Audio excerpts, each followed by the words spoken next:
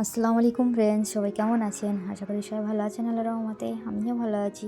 তো পরবর্তী ভিডিওতে চলে আসলাম। দেখতেই পাচ্ছ, তো এখন হচ্ছে রাত ৮টা বাজে। তো রাত্রেবেলা ট্রেনের ভিতরে মনে হচ্ছে যেন দিনের বেলা।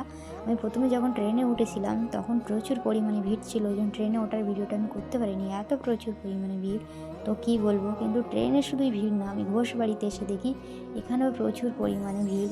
কী বলবো বাবা, গেটের ওইখান থেকে তো আমি ভিডিও করতে পারিনি, গেটের ওখান থেকে ভেবে আমি চলে এসেছিলাম। তো এর ভিতরে অনেক পরে আমি ভিডিওটা করেছি, মানে সবাই বেরিয়ে গেলে, ভিড় খালি হয়ে গেলে তখন হচ্ছে ভিডিওটা আমি করেছিলাম।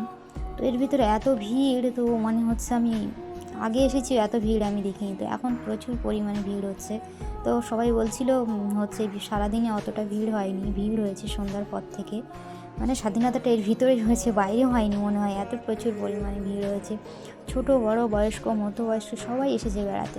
ঘোষবাড়িটা এত সকলের প্রিয়, সবাই যায় এখানে বেড়াতে। এখানে সমস্ত রকমের দেখার জিনিস আছে, শপিং মল থেকে শুরু করে বাইকের শপিং জামা কাপড়ের শপিং মল, বাইকের শপিং মলের সমস্ত জিনিস এখানে বিক্রি করা হয়। ওই জন্য এত প্রচুর পরিমাণের মধ্যে ভিড়।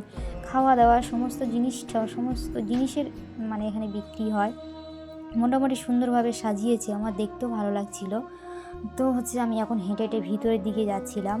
তো দেখতে পাচ্ছি এই যে নেতাজি সুভাষচন্দ্র, ক্ষুদিরাম, প্রীতিলতা, একে একে সবার ছবিও এখানে দিয়েছে, দেখতে সুন্দর লাগছিল। তো এর ভিতরে ঢুকে দেখি আবার গাড়িও ছিল, আর আমাদের গাড়িটা আমরা একদম পুরো ট্রেনে করে এসেছি, এসে আবার তার যে গাড়িটা আমরা ভাড়া করে এসেছিলাম সেই গাড়িটা আধা ঘন্টা দূরে রেখে এসে আমরা হেঁটে ভিতরে যাচ্ছি। এসেছি ঘোষবাড়িতে, এত প্রচুর পরিমাণে রাস্তায় গাড়ি ছিল। তো আমি বেশি ভিডিও করতে পারিনি, এত প্রচুর পরিমাণে ভিড় ছিল। তো আজকের ভিডিও আমার এই পর্যন্ত।